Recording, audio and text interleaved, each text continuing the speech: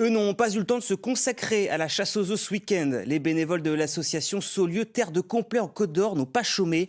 Il faut dire qu'ils préparent déjà leur concours équestre qui se déroulera au mois d'août et qui cette année, vous allez le voir, prend du galon. On voit ça avec Gabriel Talon et Amélie Douai.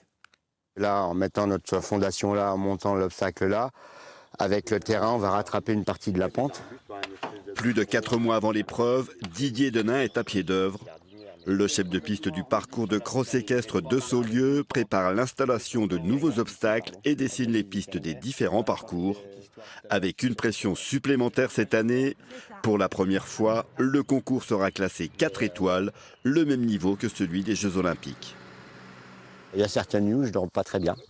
Pas parce que ça m'inquiète, mais parce que je suis en train de penser à ce qu'on va faire. Il faut savoir que le jour J, jusqu'à la dernière minute, on peut être amené à travailler le sol. Parce que des fois, on amène une grosse, quand le sol est vraiment très sec, il y a une machine qui passe et qui le rend beaucoup plus souple. Enfin, il y a vraiment des exigences techniques qui sont exacerbées plus on monte de niveau.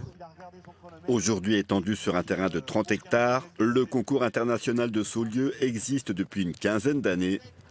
En 2025, près de 10 000 personnes sont venues assister aux épreuves de dressage, de cross ou de saut d'obstacle. En ce lundi de Pâques, on brosse, on peint et on vise pour l'édition 2026 avec des bénévoles surmotivés.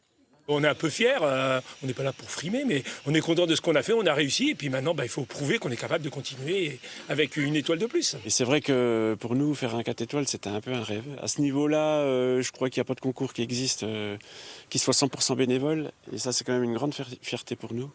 Et pour toute une région, tout un territoire. Donc on a hâte d'y être déjà. Ouais.